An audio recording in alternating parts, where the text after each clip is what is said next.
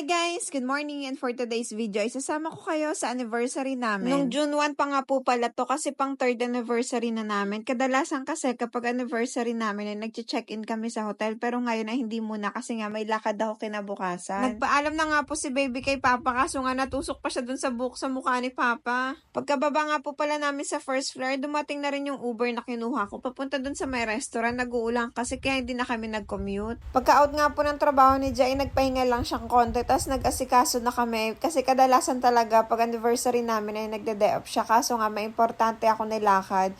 Kaya cancel muna yung anniversary namin, dinner date na lang muna. Kailangan nga din po pala dito ng reservation. Pwede kayong magpa-reserve sa may Google or pwede kayong tumawag sa kanila. 668 nga po pala isang classic na set lang nila. Tapos may mga ibang steak doon na mag-additional kayo ng kunyari 158.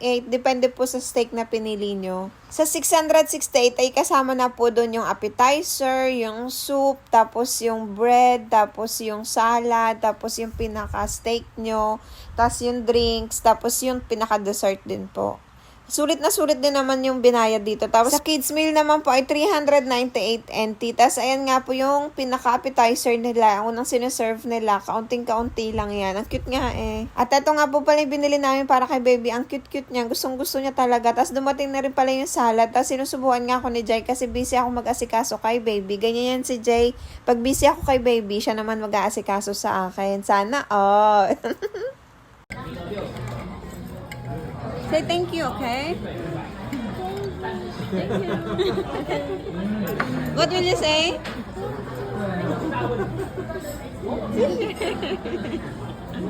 You can eat the... Oh! You eat the ice? And there's a cheese.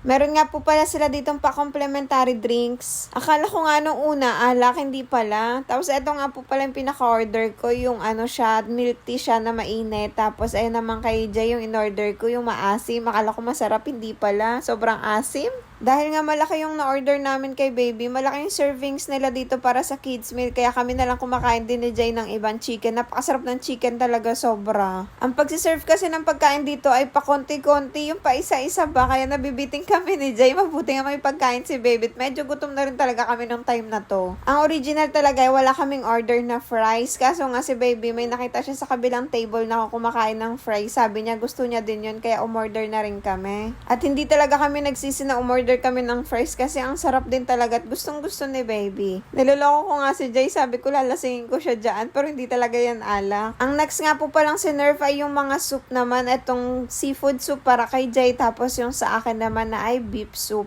Kami kasi ni Jay, pag umorder talaga kami, dapat magkakaiba para matikman namin lahat. Ayan o, mukhang bongga yung beef soup na yan. Napakasarap talaga. As in, sobrang lasa ng sabaw niya. Kaya tinake out namin yan. Yan yung pinakain namin kay baby nung tanghali na kinabukasan. Nakatipid kami. Tapos meron nga palang pumpkin soup din kami in order. Tapos meron din silang pa-complementary na shake po. At sabi ko nga po ay mag-cheers kami for the video. At ayan naman, masunurin naman tong dalawang alaga ko. Natatawa pa nga kami dito ni baby kasi nga yung mga dumadaan na nag-serve, sinasabihan niya ng cheers. 1 minute, 37 seconds later. What? You want a baby brother, baby sister? Yeah, you want what? Baby sister, baby brother? You want brother? Have baby? Disclaimer po, hindi ako buntis, busog lang. Ganyan yung tiyan ko, sobrang laki pag sobrang busog. Partida ngayon pa lang si-serve yung pinaka-main course namin, no? Yan nga pala yung order ni Jait. Sinusubukan niya nga ako ng pagkain. Kasi yung na-order ko, ganito. Kala ko yung buong steak din siya. Yung pala yung may sauce. Kaya tinake out na lang namin. Tapos ayan lang yung pinaka-dessert namin. 2 chocolate cake, tapos 1 mango.